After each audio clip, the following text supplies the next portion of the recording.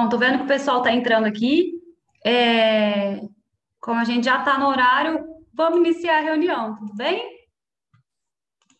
Bom, a primeira coisa que eu queria dizer Oi, meu nome é Jéssica, eu sou advogada, sou membro da Comissão de Direito Criminal, Política Criminal e Penitenciária, de Ribeirão Preto, da 12ª subseção da OAB. E eu começo fazendo minhas homenagens à direção dessa subseção, na pessoa do nosso querido presidente, doutor Luiz Vicente, da doutora Andréa Corrado, que é a nossa vice. Da mesma maneira, eu quero homenagear e agradecer imensamente o nosso presidente da comissão, doutor Guilherme Rodrigues, assim como nossa vice, doutora Gabriela Rodrigues, que são advogados brilhantes. Obrigada pela oportunidade de estar aqui e pela realização desse evento. Eu faço minhas considerações aos membros da comissão, doutor Douglas, doutora Carolina. O pessoal sabe como é difícil acompanhar essa labuta aqui, que é a área criminal. Antes de anunciar a nossa querida palestrante, que eu imagino que todo mundo está ansioso para assistir, assim como eu preciso passar 2 recados. O primeiro é que quem tiver interesse na emissão de certificado de comparecimento, para que envie o nome completo e o e-mail aqui no chat, que o pessoal do setor da cultura e de eventos vai providenciar a elaboração desse certificado, ok? E o segundo recado é referente à sala da OAB na CPJ, Central de Polícia Judiciária, aqui em Ribeirão Preto, lá na Duque de Caxias, foi aberta e está disponível para os advogados. Então, quem precisar está à disposição. A direção, sempre muito sensível, muito complacente com a classe, homenageou o nosso colega Luiz Carlos Bento, que é um criminalista assim, de referência aqui de Ribeirão Preto, que infelizmente faleceu recentemente. Então, a OAB optou por homenageá-lo, colocando o nome da sala em nome dele. Então, fica aqui registrado, não só em meu nome, como em nome da comissão, nosso grande pesar com essa perda, e fica também registrado que a melhor forma de homenagear o nosso colega é fazendo bom uso da sala, em especial quanto à ética e à combatividade, que era o grande diferencial do Dr. Bento. Não quero me delongar muito nas homenagens, então, por fim, eu faço o anúncio dessa grande oportunidade, da única oportunidade de aprender com a competentíssima doutora Eleonora Nassif, que é uma advogada de referência de atuação, profissionalismo, capacidade, é professora, coordenadora do curso prático de Tribunal do Júri na ESA, é ex-presidenta do IBCCRIM na gestão de 2019 2020. Doutora, muito obrigada por nos prestigiar com a sua presença e vou passar a palavra para a senhora.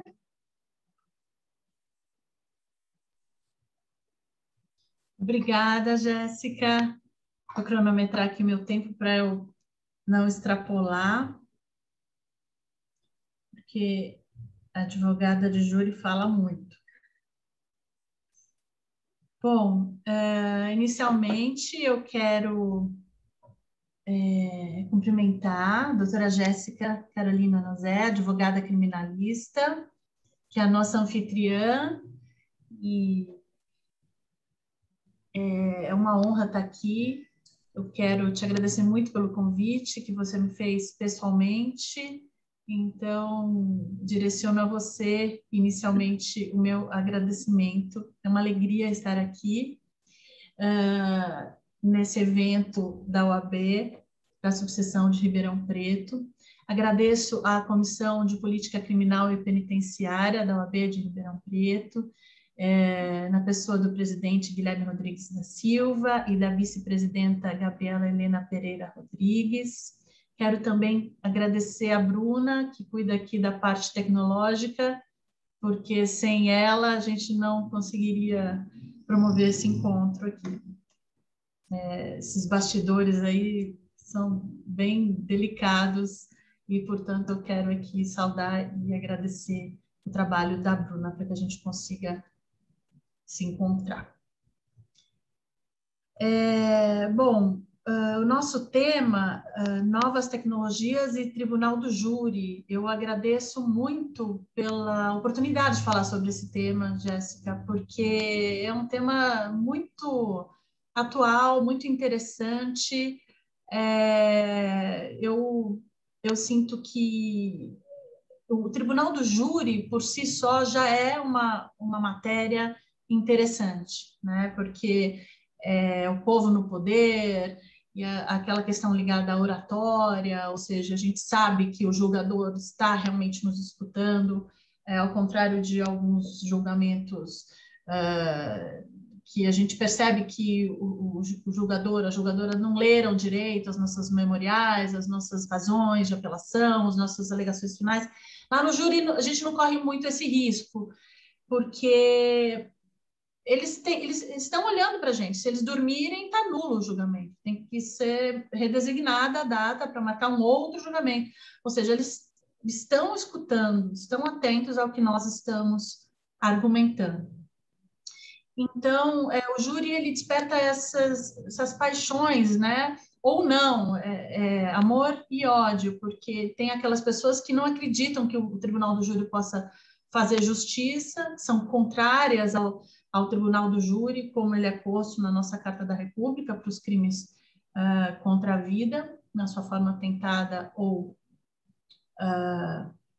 consumada.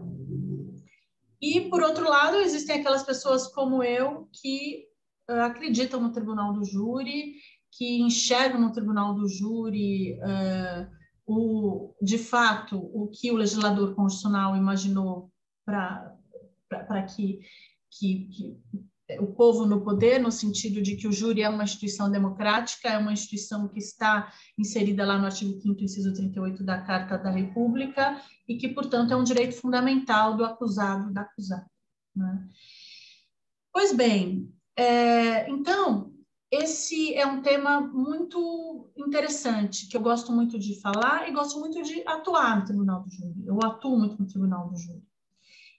E ligada à questão da tecnologia, que é o tema que me foi proposto, que também é algo muito interessante, porque nós fomos pegos todos e todas de maneira abrupta, né? A tecnologia invadiu a nossa vida de uma forma inimaginável a partir da pandemia, e a gente não teve um processo de transição, tanto na nossa vida pessoal quanto na nossa vida profissional. Não houve essa transição. De repente, a gente se trancafiou e o mundo teve que continuar a funcionar a partir da tecnologia. Então, a tecnologia invadiu a nossa vida, né? E daí surge esse tema ligado ao Tribunal do Júri. E quando eu falo que não teve um processo de transição, isso tem a ver com tudo, né? Então, as audiências online, Tribunal do Júri online, pode, não pode? Mas o CNJ está discutindo o assunto, mas é constitucional ou não é constitucional?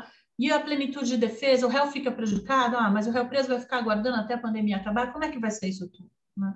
Então, são muitas questões que se colocam para a gente refletir. O assunto não se esgota em 2 horas de encontro aqui. Eu também tenho inquietações, eu tenho poucas certezas, né, em relação ao tema, mas quero dividir aqui as minhas angústias e a minha experiência a partir dessa relação da minha atuação no Tribunal do Júri com a tecnologia e alguns avanços que eu vivenciei na minha carreira, como o interrogatório de réu foragido, que é algo novo e muito interessante, interrogatório virtual de réu foragido, que eu tenho conseguido nos processos de júri com os réus foragidos, e acho que isso é interessante de trazer para vocês aspectos práticos, porque o nosso código ele é um código muito antigo e jamais se imaginou que a gente estaria numa situação como essa. Então, óbvio que não existe ali uma previsão de possibilidade de interrogatório de réu foragido em uma pandemia por coronavírus, não existe. Mas nós que criamos jurisprudência a partir das nossas provocações junto ao Poder Judiciário, quem cria a jurisprudência, na verdade, somos nós, a OAB, né? Com as nossas teses, com a nossa criatividade, com o nosso estudo, com a nossa intelectualidade, com a nossa troca de experiências, e a partir das nossas postulações a gente cria. Então, eu trago aqui essas experiências pessoais para que isso possa se multiplicar e a gente possa ajustar a questão da tecnologia no Tribunal do Júri especificamente, de maneira a não prejudicar o direito de defesa tão sagrado e de patamar constitucional, né? Lembrando que no Tribunal do Júri a gente fala em plenitude, ou seja, pleno é mais do que amplo. Amplo é vasto, abrangente, pleno é total, completo, ou seja, justamente porque no Tribunal do Júri o acusado ou acusada será julgado por jurados leigos que não têm o domínio do tecnicismo jurídico, o legislador constitucional criou esses dogmas constitucionais, né, que são 4, entre eles a plenitude de defesa, para que o réu tivesse essa garantia de ser julgado por um juiz leigo, que vai julgar mais ali com a sua empatia, com a sua sensibilidade, uma decisão de foro íntimo, sem fundamentação, em relação aos crimes contra a vida, né, que cuida dos bens jurídicos mais caros ao ser humano, ou seja, a vida e a liberdade. Então, quando a gente fala em júri, a gente pensa no que há de mais sensível para nós. A nossa liberdade, e agora, na pandemia, isolados, a gente sentiu um pouco que é perder a liberdade. Agora, imaginem alguém que não está na sua própria casa, com seu conforto, perto dos seus familiares, que está encarcerado. Então, a gente sentiu um gostinho, né, muito suave do que é perder o direito de ir e vir. Então, quando a gente pensa nesses bens jurídicos, né, que estão postos no Tribunal do Júri, porque frequentemente, quando um réu é condenado no âmbito do Tribunal do Júri, é condenado por penas altas, né, são penas altíssimas previstas para os crimes dolosos contra a vida. Então, a gente aí já percebe que esses bens jurídicos que estão em jogo, quando se trata de Tribunal do Júri, são bens jurídicos muito importantes, os mais importantes para os seres humanos. E no âmbito do sistema penitenciário nacional aqui brasileiro, quando a gente pensa também em perda de liberdade, pensando nos presídios superlotados, no encarceramento em massa, isso também implica da gente refletir se perder a liberdade no Brasil, se a pena realmente se limita a uma pena privativa de liberdade, porque é muito possível que a pessoa perca a vida numa prisão, ainda mais em tempos de pandemia, que apesar da resolução 62 do CNJ, que recomenda aos tribunais que desencarcerem pessoas ao máximo, né, aquelas pessoas que têm comorbidades ou que fazem parte do grupo de risco por algum motivo, pela idade, etc. Mas isso, na minha experiência, eu estou com muita dificuldade, né, de levar esse argumento. Eu já até tive uma experiência recente do desembargador dizer que não, que o réu estava mais protegido do Covid dentro do cárcere do que fora. Né? Óbvio que isso não é verdade, porque dentro do cárcere é um ambiente de altíssima aglomeração, né, com pessoas que não têm necessariamente os cuidados. Eu tenho ido ao parlatório visitar pessoas presas e muitos estão sem máscara, porque não tem máscara. Então, por óbvio, estar preso hoje em dia se acentuou o risco de morte por causa do Covid dentro do cárcere do que antes da pandemia. E isso deve ser considerado pelas autoridades e não está sendo. Pois muito bem. Então, vamos ao nosso tema, né? A questão do Tribunal do Júri e as novas tecnologias. Né? Eu quero esclarecer de cara que eu não vou tratar aqui de um tema ligado ao direito digital. O direito digital é muito importante, mas é uma área ainda muito embrionária no Brasil, é uma área transversal que atravessa todas as outras áreas e também o direito penal, mas não é o nosso tema. Então, é importante fazer essa distinção aqui já de largada. As principais legislações que cuidam dessa questão da internet e tudo, como eu disse, ainda é tudo muito embrionário, mas só a título de informação, é o Marco Civil da Internet, que regulamenta a utilização da internet, e a Lei Carolina Dickmann, de 2012, tem mais a ver com essa coisa de invasão de computadores e tudo mais. Né? No âmbito do direito penal, nós temos alguns crimes que já podemos falar em prática de delitos virtualmente, né? Entre eles, fora os crimes, né,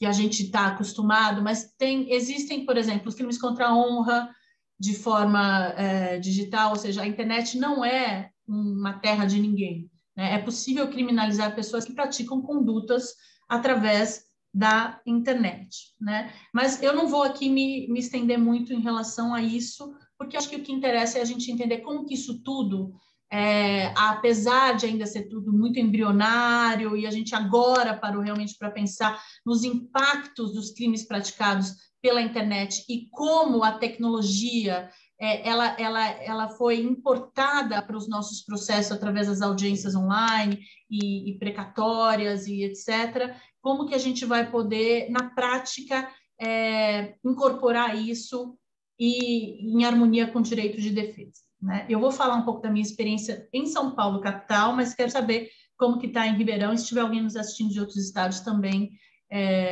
me interessa. Eu não sei se a gente vai conseguir interagir pelo chat, mas, enfim, eu deixo aqui o meu Instagram, eleonora.nassif, e a gente pode se falar depois também para tirar dúvidas e etc. Bom, um primeiro ponto digno de nota é que a carta precatória acabou, né?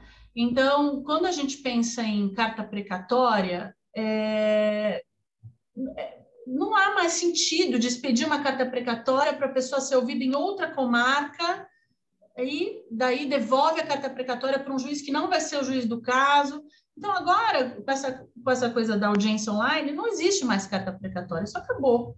Não tem mais necessidade. O próprio juiz da causa, aqui me refiro à primeira fase do júri, pode ouvir a pessoa ali na mesma audiência que os outros réus, e quando voltar a audiência presencial, porque aqui em São Paulo as audiências estão todas online ou híbridas, e o tribunal do júri está acontecendo presencialmente. Mas mesmo o tribunal do júri acontecendo presencialmente, apesar disso ainda estar sendo discutido lá no CNJ, porque o próprio ministro Schietti, que é o responsável por um grupo, por um núcleo lá do CNJ, que pensa em aplicar as novas tecnologias no âmbito dos processos criminais, e isso antes da pandemia, né? Então, quando surgiu a pandemia, eles já se entusiasmaram, porque existe um fetiche do Poder Judiciário pelo preso digital, pelo processo digital, porque é muito mais fácil trabalhar assim, sem precisar olho no olho, sentir aquele cheiro da pessoa presa, né? Aquela aparência, aquele desgaste emocional que é você estar com alguém ali algemado. É claro, o Poder Judiciário, quanto menos gente presencialmente para eles, é melhor. Mas nós sabemos que isso retira dos réus e das rés uma série de possibilidades e que fere o direito de defesa e a plenitude de defesa. Então, só para fazer esse parênteses de que os júris estão acontecendo presencialmente, na minha experiência.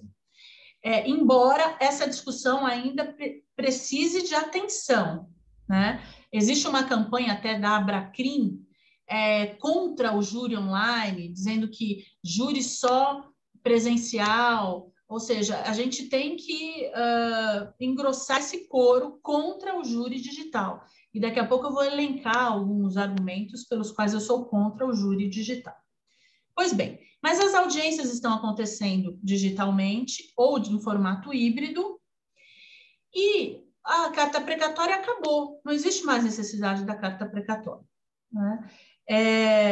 Basta enviar um link, mesmo quando voltar ao presencial. Eu acredito que se a pessoa não quiser se deslocar até a audiência, ela pode ser ouvida na própria audiência através do link, mesmo que as outras testemunhas e o réu e as partes todas estejam ao vivo. Pois muito bem,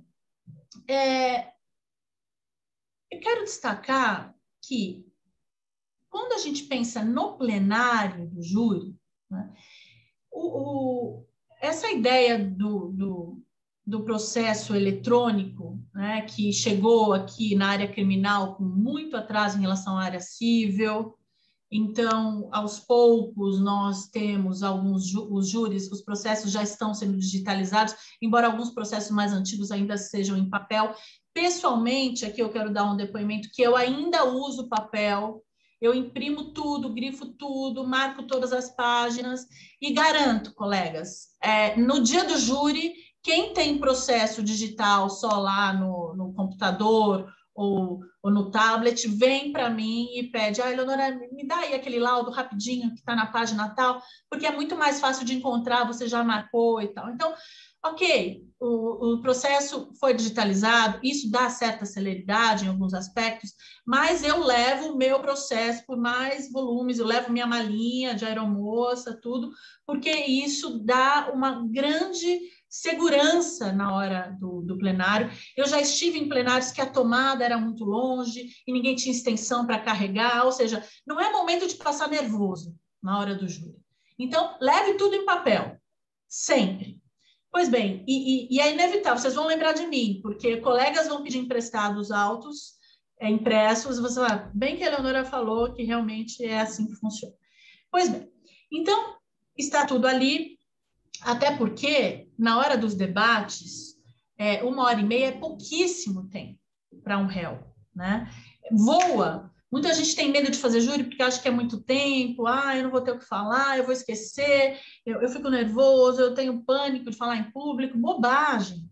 Na hora, 1h30 voa, é muito rápido, muito rápido. E a gente não pode perder tempo lá no tablet buscando o laudo, buscando aquele interrogatório, o depoimento daquela testemunha que morreu e tal, que não pode ser ouvido. Então, agora, falando de provas irrepetíveis, de leituras de peças, né? Quando a gente pensa no âmbito da tecnologia, a leitura de peças é algo muito interessante. Por quê? Existem as reportagens de televisão, existem os podcasts, as matérias. E como é que isso tudo pode ser levado até os jurados no momento do plenário, né? Bom,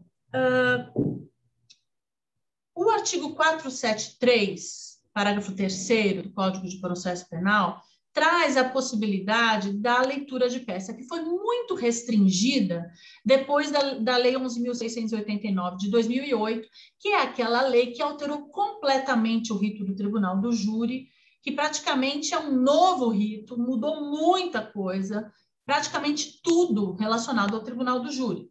Então, quem se formou antes de 2008 e quer atuar no júri a partir dos seus conhecimentos anteriores, precisa se atualizar, precisa fazer curso aqui na OAB, precisa ir assistir plenário, precisa estudar, porque mudou muita coisa, não pode dar fora, não pode dar gafe. Quando a gente vai para o júri, a gente tem que ir muito seguro, a gente tem que, além de conhecer o processo a fundo, a gente tem que estar... Não dá para você enfrentar um embate violento, como é no Tribunal do Júri, com algumas inseguranças. O medo sempre vai estar presente, porque é o medo do desconhecido, é o medo da surpresa, é o medo do desafio. Mas quando a gente fala em coragem de fazer júri, não tem a ver com ausência de medo, mas tem a ver com se preparar ao máximo, né? Se instrumentalizar ao máximo para você chegar lá e você saber fazer, mesmo que com frio na barriga. Então, coragem é quando você consegue, apesar do medo, enfrentar a situação. E é isso que eu espero de vocês, é isso que eu faço. Eu mesma fico nervosa em dia de júri, um dia antes. Eu até brinco, a gente fica injuriado, fica pensando naquilo, não quer muito conversar sobre outros assuntos, já quer se concentrar. Mas é isso, mesmo com esse frio na barriga, o que eu acho muito saudável, porque é saudável? Porque isso demonstra responsabilidade em relação ao que a gente vai fazer ali. Porque a vida de alguém está nas nossas mãos. Se a gente não ficasse nervoso, eu acho que alguma coisa estranha estaria acontecendo com a nossa saúde emocional. É claro que a responsabilidade traz algum nervosismo. E quando isso acontece, é muito importante. É como quando eu quis engravidar e ter o meu filho, eu me lembro que eu estava muito indecisa e tal, e eu fui conversar com um amigo meu e eu falei para eu não sei se eu quero ser mãe, não sei, eu estou nervosa e tal. Ele falou, olha, eu não sei se eu vou ser boa mãe. Ele disse, olha, é o seguinte, você vai ser uma ótima mãe, porque se você está nervosa para tomar essa decisão, é sinal que você sabe a responsabilidade que é. Estranho seria você falar, tranquilo, deixa com alguém, minha vida não vai mudar nada. Então, assim, quando a gente sente o nervosismo a partir de uma situação desafiadora e de grande responsabilidade, como é a maternidade, a maternagem ou atuar no plenário do júri, isso significa que você é uma excelente profissional, porque você sabe o tamanho do desafio, o tamanho da responsabilidade. Pois muito bem. Então, desde 2008, mudou tudo. Mudou tudo.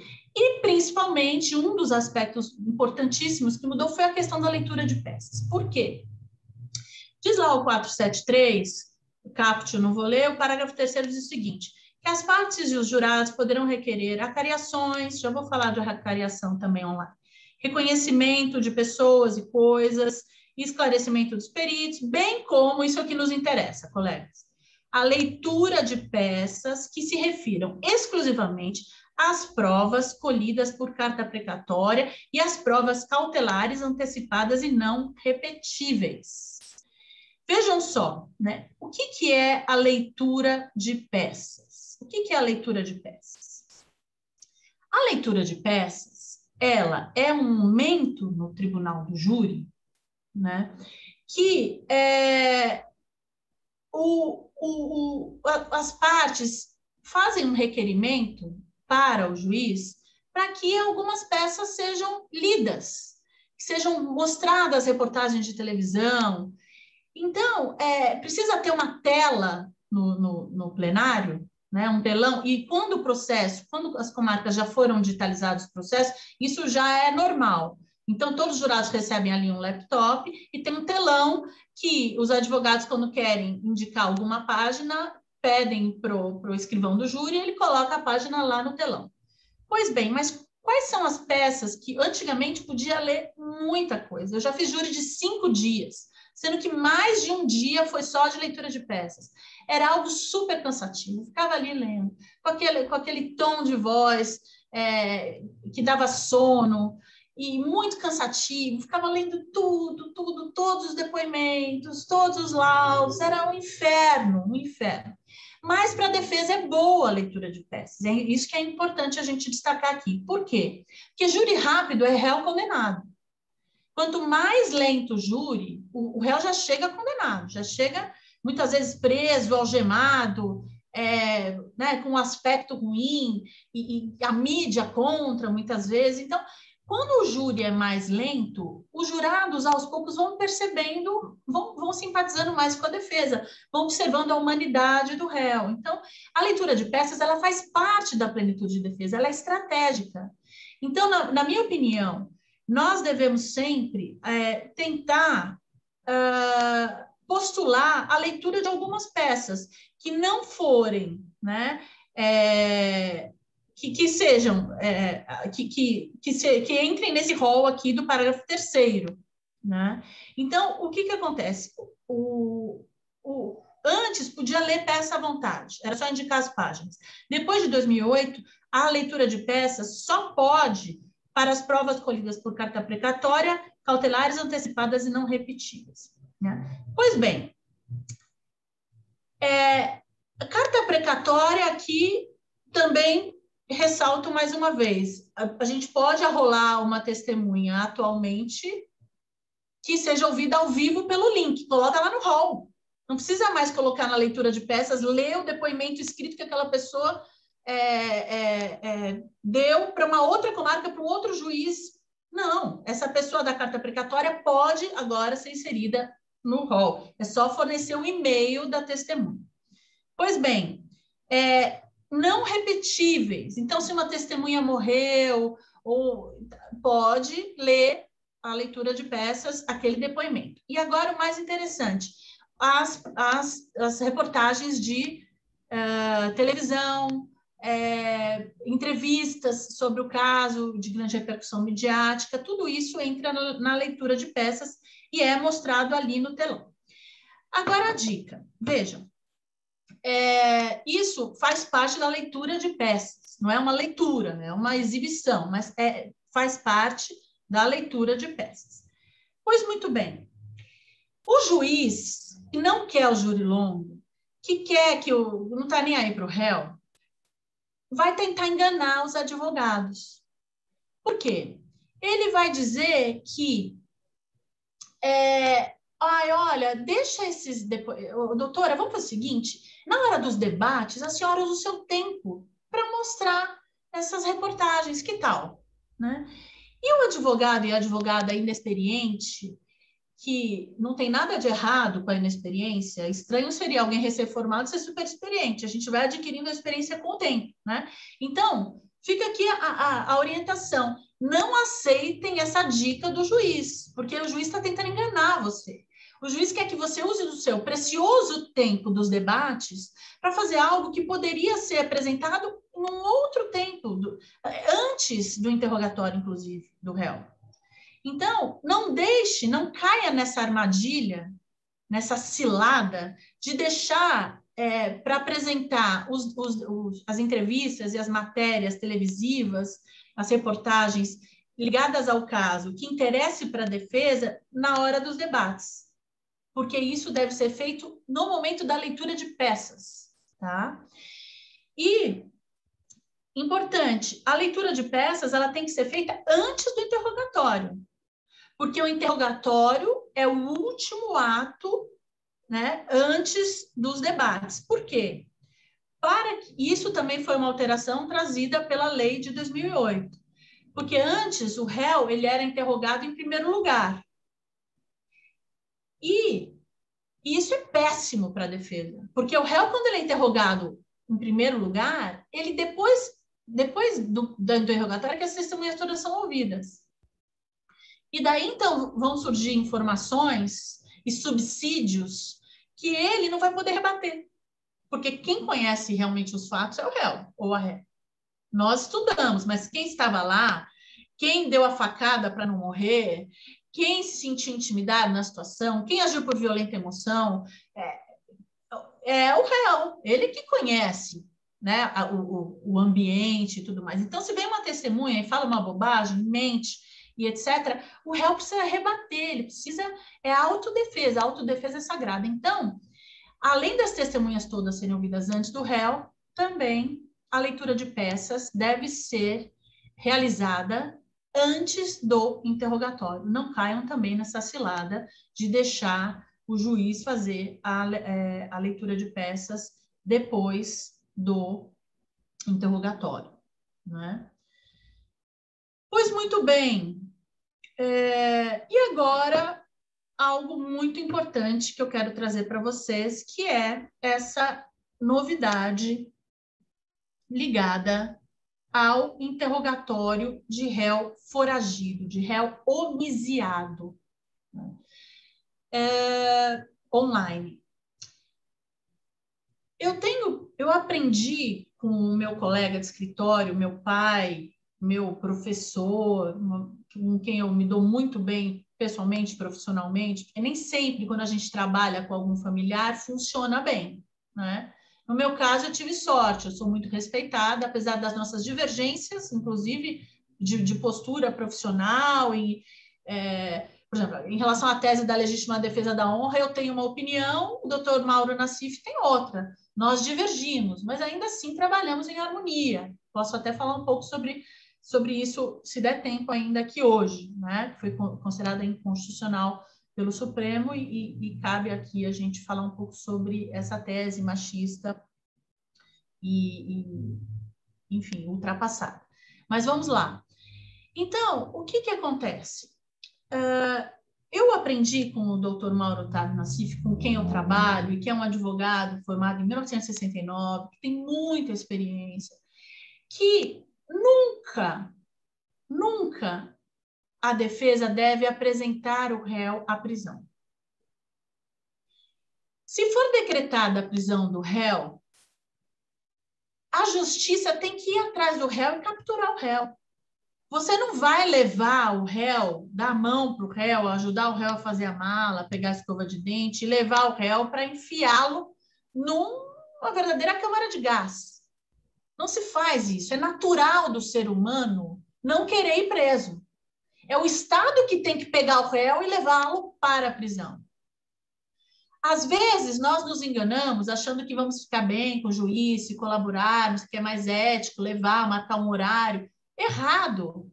Porque daí aquela pessoa vai presa, vai pegar uma doença fatal, vai morrer, vai acabar com a vida daquela pessoa, mesmo que ela seja absolvida mais para frente, sendo que ela poderia ter aguardado o julgamento em liberdade, mesmo que foragido. É fácil ficar foragido? Não é.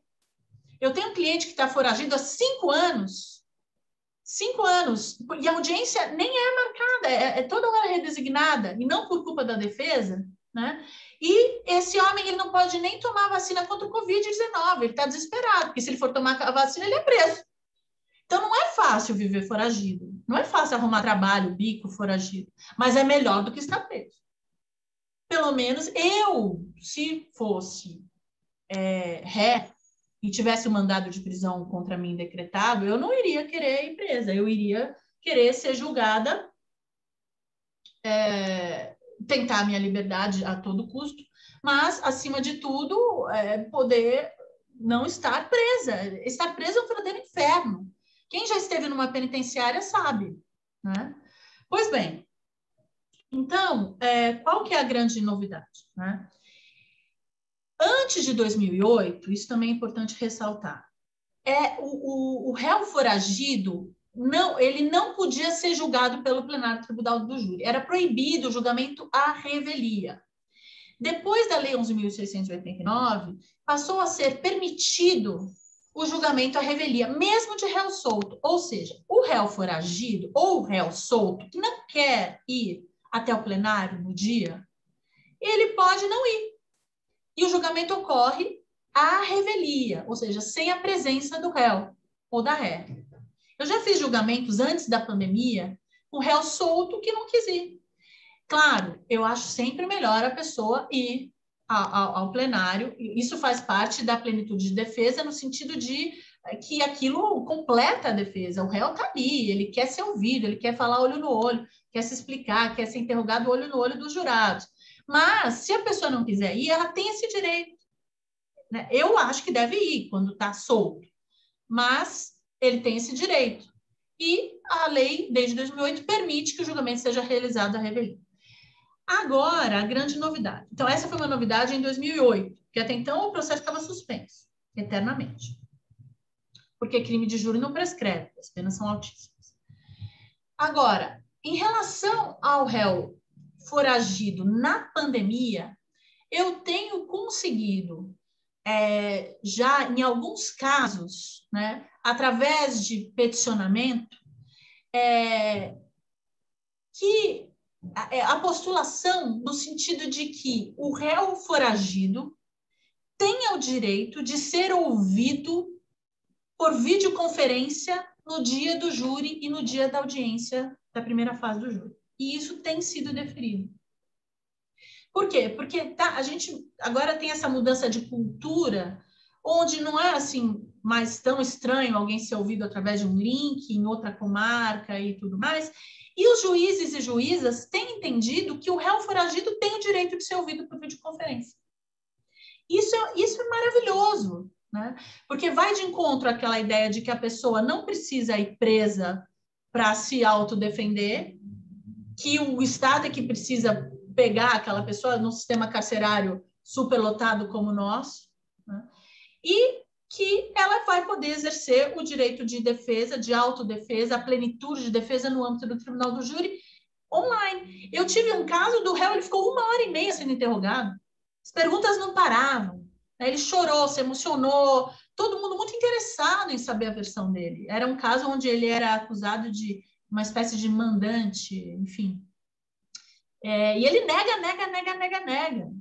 Não mandou matar ninguém. E daí algumas perguntas podem surgir. A primeira delas, mas calma, veja bem, o advogado que ajuda um réu a fugir, ele está praticando o crime do artigo 348 do Código Penal, favorecimento pessoal. E aí, Leonora, você praticou esse crime ao orientar o seu réu a fugir? Essa é a primeira pergunta. A segunda pergunta, será que isso aí não é uma jogada do Poder Judiciário para rastrear onde está essa pessoa e prendê-lo?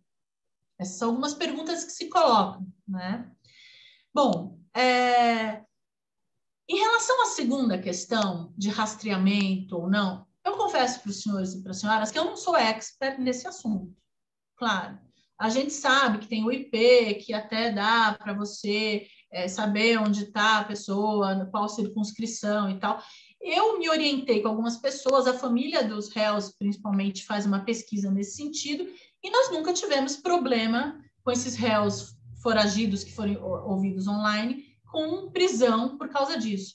Na verdade, um co-réu em um desses processos, até nitidamente ele estava no escritório do advogado dele, né? E nem assim a juíza se manifestou no sentido de que fosse preso agora, porque já sabia onde ele estava. Não. Ela ou não viu, ou fingiu que não viu, e foi ouvido e depois foi embora. Ele estava nitidamente no escritório. No meu caso, não. Na verdade, eu nunca sei onde eles estão. Não faço ideia se estão em São Paulo, se estão no litoral, se estão no interior, se estão na China. Não faço a menor ideia. Mas eles mandam um e-mail e eu junto, através de petição, o e-mail para o cartório, no dia da audiência, manda o link para o e-mail do réu e ele entra. Simples assim. Então, esse ponto do favorecimento pessoal, que é o crime do artigo 348 do Código Penal, não pratica a defesa esse crime. Por quê? Porque o favorecimento pessoal se relaciona com você instrumentalizar a fuga. Ou seja, se você dá dinheiro, se você empresta o seu sítio para o réu ficar, se você empresta o seu carro, se você aluga um carro para o réu, isso sim é ajudar na fuga. Isso sim é a prática, está tipificada a prática do crime de favorecimento pessoal. Agora, você enquanto causídico, você enquanto defensor dos direitos humanos, você enquanto profissional, né, que atua em consonância e harmonia com a Carta da República, você tem todo o direito de dizer para o réu que é um direito dele não se apresentar. Perceberam a diferença? Né? Então, instrumentalizar a fuga não pode, de forma alguma. Mas orientar o réu de que ele tem o direito a não se apresentar se ele não quiser, porque existem réus que querem se apresentar também, né? Eu já ouvi, só Jesus salva, eu vou me apresentar, não sei o quê. Fique à vontade.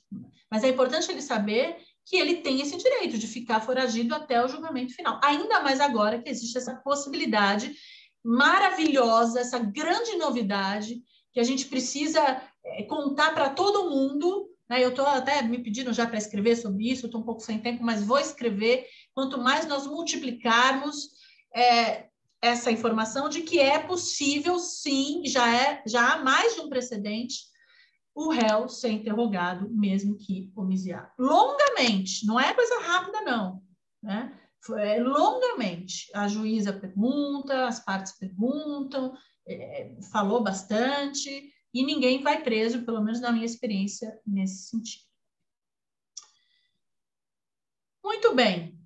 Então, esse é um ponto importante relacionado à prática do Tribunal do Júri e as novas tecnologias que trouxeram essa grande novidade, né, da pessoa poder, ainda que foragida, mas solta, né, tomando banho quente, dormindo numa cama confortável, às vezes ainda perto de seus familiares, enfim, ser interrogado. Um outro ponto que tem a ver com o Código de Processo Civil é a questão da gravação das audiências e dos julgamentos pelas partes, né? O CPC de 2015, né, ele já previa essa possibilidade de gravar a audiência, isso a gente pode importar para o processo penal, sem comunicar ao juiz, né? Não precisa mais, isso está lá no artigo 367, parágrafo 5º e 6º do novo Código de Processo Civil, nós não precisamos, não existe essa exigência de comunicar o juiz ou a desembargadora, de que nós estamos gravando as audiências. Não há essa necessidade. O mesmo vale para o Tribunal do Júri. Nós podemos gravar tudo e nem precisamos comunicar. Por analogia, eu entendo, inclusive, que podemos até filmar, né, sem autorização judicial. Mas aqui algumas observações. Se o processo correr sob sigilo de justiça, segredo de justiça, há que se ter cautela em relação a tanto a gravação quanto a filmagem. E, apesar do CPC autorizar as partes a gravarem sem autorização, né, sem essa ciência prévia, eu eu oriento a quem quiser gravar por uma questão de respeito, por uma questão de ética profissional, e demonstrar boa fé, inclusive, e não só isso, né? Essa é a parte boa, mas também uma maneira de nós nos resguardarmos em relação a eventuais abusos de autoridade e excessos por parte do Ministério Público e do Poder Judiciário, que certamente vão pensar duas vezes antes de se excederem de forma arbitrária, eventualmente, se souberem que tudo está sendo gravado, né? Então, eu oriento os senhores e as senhoras nessa questão da tecnologia, embora o CPC autorize a gravação sem autorização judicial, que seja comunicado por uma questão de ética, por uma questão de respeito, por uma questão de elegância e por uma questão de segurança e de resguardo, que tudo está sendo gravado, né? Muito bem, contanto que não haja testemunha protegida, ou segredo de justiça e tudo mais, né? Bom, tenho aqui ainda algumas observações sobre reconhecimento online, que também é algo complicado, né? O artigo 226 do Código de Processo Penal, eu separei aqui para os senhores, só para ilustrar um pouco melhor aqui a nossa conversa. O artigo 226, que fala do reconhecimento de pessoa, né? Ele fala que a pessoa aqui, o inciso 2, artigo 226, quando houver necessidade de fazer esse reconhecimento de pessoa, proceder-se-á pela seguinte forma. E agora aqui vamos começar a pensar um pouco como que é feito esse reconhecimento na pandemia e através das audiências online e através, mesmo que o júri seja presencial, como é que a gente vai fazer esse reconhecimento de acordo com o 226 do CPP? Quando diz o seguinte: a pessoa cujo reconhecimento se pretender será colocada, se possível, ao lado de outras que com ela tiverem qualquer semelhança, convidando-se quem tiver de fazer o reconhecimento a apontar. Bom, isso já não acontece normalmente, porque na minha experiência antes da pandemia, esse reconhecimento era totalmente falho. As pessoas elas eram colocadas lado a lado. Quando eram colocadas, pessoas muito diferentes entre si, né? E daí é claro que a testemunha ou a vítima já chegava lá e já apontava aquela pessoa, porque não existia ali um cotejo, de fato. Então, existia muita falha nesse sentido. Fora os casos, né, onde é apresentada a fotografia antes do acusado para a vítima ou para as testemunhas na delegacia. Tem aquele sistema Fênix, tem vários sistemas da polícia que tem um banco de fotografias, e isso é um absurdo. O próprio Schietti já entendeu que reconhecimento por foto não vale, mas isso acontece. Então, o que é delicado? Muitas vezes a pessoa vai para o plenário ou vai para a audiência de júri e já viu aquela fotografia lá atrás, porque o delegado fala assim: é essa pessoa aqui, né? Foi essa pessoa que a senhora viu lá no dia dos fatos, que deu o tiro?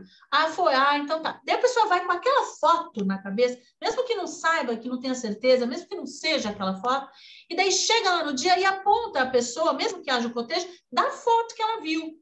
Então, essa questão do reconhecimento por videoconferência é super delicado. Como é que a gente vai fazer esse reconhecimento? Se mesmo presencialmente já era falho, não dá para fazer o cotejo, né? Então, vamos pensar juntos como é que a gente vai resolver essa questão do reconhecimento de pessoas, né? Tem um artigo do defensor público de Campinas, que atua no júri, que é professor junto comigo lá na ESA de São Paulo, o professor Bruno Martinelli, um artigo de maio de 2020, que saiu no Conjur, que é denominado, o título é o seguinte: audiência virtual ignora a exclusão digital e os direitos básicos do réu.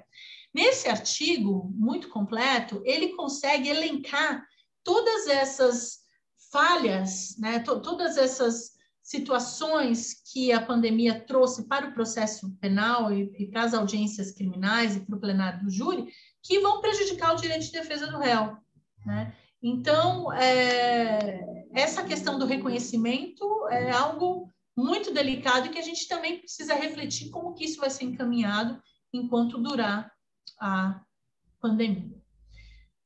Bom, essas eram aqui algumas reflexões que eu tinha sobre esses aspectos ligados à tecnologia e Tribunal do Júri. Enfim, quero trocar ideias, escutar aqui a Jéssica também, que é uma advogada criminalista militante, e para saber como é que é a sua experiência, como é que está em Ribeirão.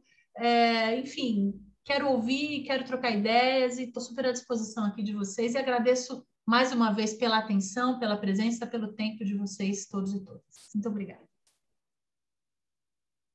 Bom, professora, muito obrigada pela aula.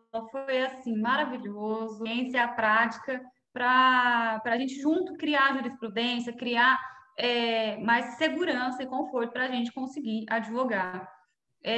Uma situação que eu até havia conversado com a senhora um pouco mais cedo, que a senhora trouxe aqui, referente à oitiva do réu quando no plenário. Como que fica isso em sede virtual? Você entende que isso se perde? Porque no plenário a gente vê que não é o livre conhecimento do jurado, ele não é feito só através dos fatos, da leitura de peça, mas sim dos trejeitos do acusado, de como o acusado está segurando a mão, tá sentado, está se portando. Isso se perde por conta da tecnologia? Como que...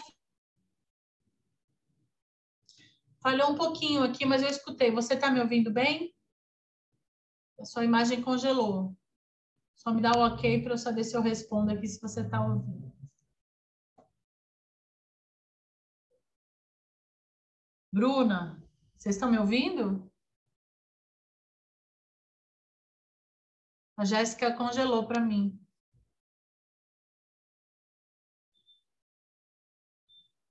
Alguém levantou a mão aqui. Deixa eu ver o chat.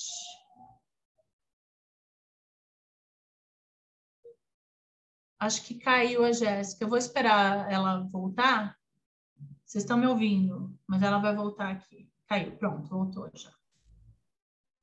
Pronto. Opa, acho Tá que me eu voltei. ouvindo? Voltou. Voltou. Tô sim. Não, normal. Aula online é assim mesmo. Inclusive, já Super é pertinente provável... a esse tema e essa palestra. Não, é totalmente assim, mistura tudo. Eu já fui invadida aqui pelo meu filho também. Interrupções fofas, mas vamos lá. É isso aí, Sérgio. A tecnologia é isso, né? A gente tem que lidar com bom humor.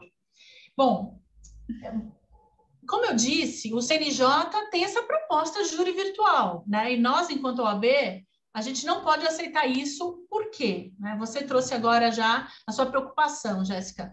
Vai dar para defender bem a pessoa? Como é que vai ser? Claro que não. Claro que não. E olha, gente, pelo amor das deusas, cuidado, porque tem gente da advocacia que está defendendo essa ideia. Não entrem nessa. Por quê? Vejam, existe a defesa direta e a defesa indireta. A defesa direta, todo mundo sabe o que é, né? É o processo em si e tudo mais. A defesa indireta são as entrelinhas, são as sutilezas. Os jurados, eu já fiz júri de 5 dias.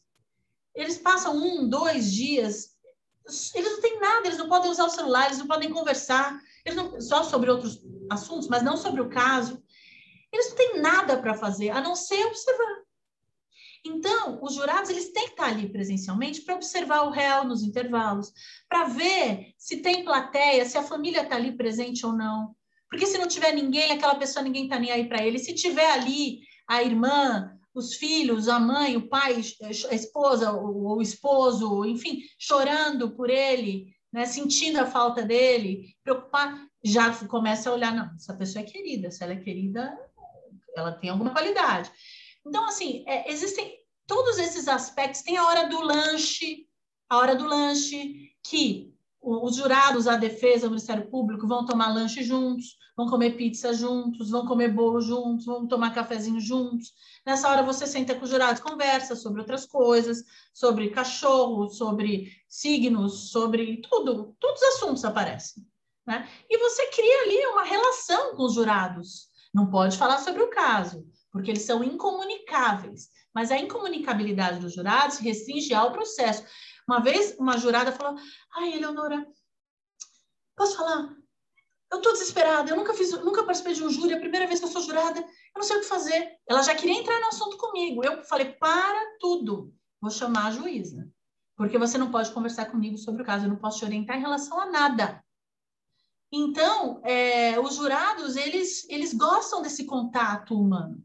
Esse é um aspecto, a defesa é indireta. Agora, em relação à plenitude de defesa propriamente dita, vejam, eu já vivenciei julgamentos que eu consegui provar, isso num júri virtual jamais aconteceria, jamais.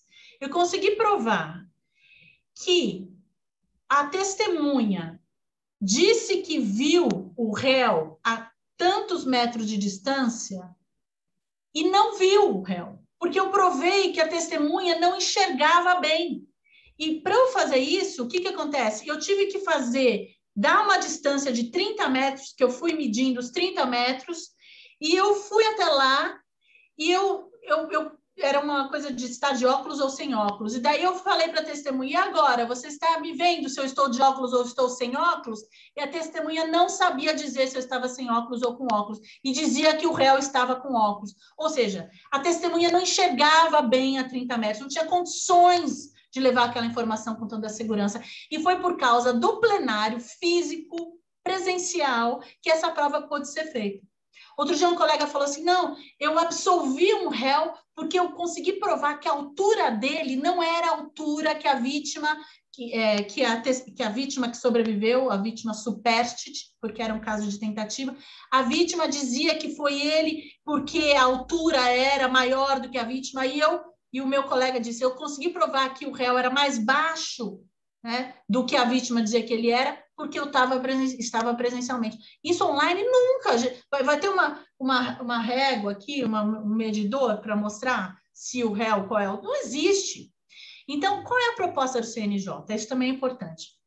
A proposta do CNJ é a seguinte: que as testemunhas todas online, né, que réu solto online não vai, que o réu preso não vá, que o réu solto pode ir ou não ir, que o réu preso não vá, em hipótese alguma, ao plenário.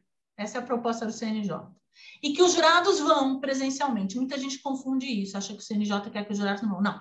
O CNJ quer que os jurados vão com 1,5 metro de distância, com álcool gel e máscara, mas não quer que o réu vá. O nosso ponto principal é: o réu tem que ir.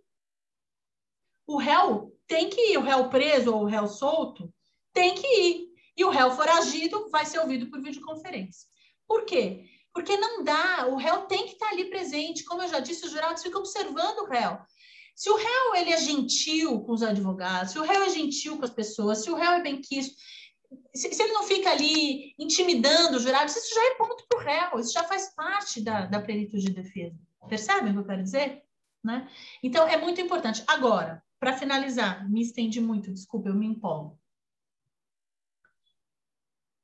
Se há um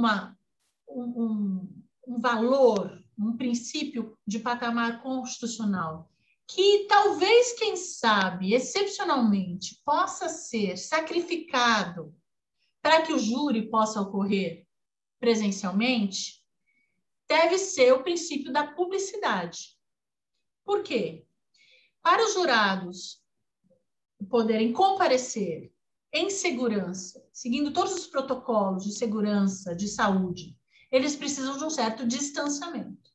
E para que esse distanciamento seja feito, é muito provável que a plateia tenha que ser ocupada pelos jurados, para que eles tenham essa distância. Né? Todos nós temos que manter alguma distância. O promotor não pode mais estar ali grudadinho com o juiz. Né? Então, que seja disponibilizado um link para o público que quiser acompanhar o julgamento, um link, e eles acompanham do seu celular, do seu computador, da televisão, que seja, o link para a plateia, para familiares, para estudantes, para curiosos, o link vai estar garantido o princípio da publicidade, de alguma forma, mas que os jurados, testemunhas e réu possam estar presentes com o distanciamento e os protocolos de segurança. Ficou claro? Né? Claro que o ideal seria que o público pudesse estar presente, que nós tivéssemos sempre plenários enormes, que comportasse, né, todo mundo, mas se, para que o júri possa ocorrer presencialmente, algo tenha que ser sacrificado, que seja a presença da assistência da plateia, entendeu? Obrigada, professora. O doutor Sérgio Leles aqui comentou no chat também que a questão da incomunicabilidade, que na situação da testemunha de acusação traz um prejuízo, uma disparidade de armas muito maior do que a incomunicabilidade de uma testemunha de defesa, por exemplo. Foi um comentário muito bem ponderado. O último comentário que eu queria... Eu queria só falar uma coisa aqui também em relação a isso. Por exemplo, lembra aquele caso do Nardoni, que a mãe da Isabela Nardoni foi ouvida, que ela era testemunha de acusação, e daí a defesa não dispensou a testemunha, que ela teve que ficar lá, numa salinha lá atrás, um tempão, porque talvez quisesse requeri-la, não sei o quê. Como é que... Essa é uma questão que eu não tenho resposta, viu, Sérgio e Jéssica? Vejam, como que a gente... se uma testemunha, por exemplo, for ouvida online por precatória, né? E a gente não quiser dispensar essa testemunha, como é que a gente faz, né, para não dispensar a testemunha e garantir a incomunicabilidade dela? São algumas perguntas sem resposta, realmente. Você traz aqui me garante do que ela não prejuízo da está acusação. assistindo o link que está referente à audiência, né? É muito complicado. Teria que ter um oficial de justiça ou alguém lá do fórum que ficasse o tempo inteiro ao lado, porque para os jurados não se comunicarem, tem sempre um oficial de justiça que fica junto para garantir, eles não ficam sozinhos, a gente não parte do princípio de que da boa-fé dos jurados, não, tem alguém ali que fica vigiando para ver se eles não falam sobre o processo. Então, só se for, mas se tiver online por precatória ao vivo, daí complica realmente, Sérgio. A gente tem que pensar sobre isso, na segurança e da internet nesse sentido. É realmente uma demanda que a gente precisa resolver e pensar junto conforme a atuação para tentar superar essa disparidade que ainda tem por conta da tecnologia. Também para não me estender muito, mas para finalizar a conversa, que está sendo maravilhosa, eu queria que você falasse um pouquinho sobre a seletividade da tecnologia quando usada como meio de defesa. Por exemplo, com recriações de fatos, de logística de acontecimento, através de vídeos 3D, ou então de agora que tá na moda umas imagens que os jurados conseguem acessar pelo celular e fazer a vistoria do local. Só que isso é uma tecnologia cara e são poucas pessoas que têm acesso. Seletividade. Olha, eu vou dizer para você, Jéssica, eu não tenho ainda acesso a esse tipo de prova 3D, do laudo 3D que mostra a bala onde ficou alojada e tudo mais, mas eu sei que você tem uma pesquisa nesse sentido, né? Então, se você quiser e puder compartilhar um pouco com a gente, porque é algo muito novo que eu ainda não incorporei na minha advocacia, mas acho que é muito importante, muito interessante. Conta um pouco para a gente sobre essa questão dos laudos, né, dessas mídias 3D. O que você tem para compartilhar com a gente sobre isso, Jéssica, que eu sei que você entende disso? Bom, o que eu posso dizer é referente a algumas pesquisas. Eu também não tive nenhum caso que eu atuasse, que o cliente tivesse condições de fazer esse tipo de prova, mas tem empresas aqui no Brasil que a base de custo é R$ 20.000, mas que fazem a recriação de toda a dinâmica dos fatos, que faz a foto em 3D, e aí os jurados, os juízes podem dar zoom pelo celular para ver como que aconteceu, como que estava naquela... ou então, às vezes, recriam os ferimentos da vítima, quais seriam as consequências e como tudo aconteceu para, de fato, mostrar a logística do acontecimento. Mas isso, de novo, 20 mil reais não é e que tem condições para fazer isso. É uma coisa muito delicada. Então, existe sim uma seletividade e para defesa nesse sentido. Depende também do juiz não aceitaria esse tipo de novidade, de tecnologia. Provavelmente agora isso seria mais aceito por conta desse viés mais tecnológico, mesmo que a gente está enfrentando por conta da pandemia, mas isso antes tinha algumas ressalvas, e é uma situação que a gente precisa analisar e desenvolver também, inclusive para que melhore o custo e o acesso aos réus aqui, para a gente continuar fazendo uma defesa ampla e plena. Exatamente. Bom, no momento é muito seletivo, realmente, só para réus que têm condições, mas como tudo que é novidade, aos poucos isso pode ser barateado, como, por exemplo, aconteceu com as tornozeleiras eletrônicas, né, que quando surgiu, hoje em dia tem licitação, tem várias empresas que produzem, certamente isso barateou. O scanner corporal, por exemplo, quando a gente vai nos presídios, quando o governador comprou, na época, os scanners, eu lembro que era uma fortuna, né, para a gente não precisar, nós mulheres, né, tirar o sutiã para poder visitar o réu preso. Quantas mulheres advogadas não passaram por isso? O que, na verdade, é uma forma do sistema de justiça dizer para as mulheres, olha, vai para casa, aqui não é o seu lugar, né? Se você usa sutiã, não entre, porque você vai ser humilhada para poder entrar aqui. Então, é muito machista você selecionar as pessoas a partir do gênero, se pode ou não entrar dentro de uma penitenciária. E esse é só um exemplo da discriminação que as mulheres advogadas ainda hoje sofrem dentro da seara da advocacia criminal. Então, isso aqui é importante que seja revisado para que a gente tenha atenção em relação a isso. O scanner corporal veio em boa hora, porque propiciou que as mulheres, assim como os homens, pudessem adentrar para visitar os seus clientes sem passar por a humilhação de ter que retirar um sutiã para poder exercer sua profissão. Desculpa, foi um desabafo. Não, mas muito pertinente. Doutora, eu só tenho a agradecer. Eu vi aqui que o nosso presidente da comissão fez elogios, desceu elogios da senhora, agradeceu a presença, dizendo que foi muito rica a explanação, e de fato foi. Estou lisonjeada por poder intermediar essa conversa entre os advogados e a senhora. Fica aqui o convite para próximas apresentações, explanações. A senhora é muito querida e muito bem-quista, tanto por mim como todo o pessoal daqui de Ribeirão Preto. E eu só tenho a agradecer. Muito obrigada pela presença da senhora e pela grande aula. Foi muito importante. Jéssica, eu que te agradeço.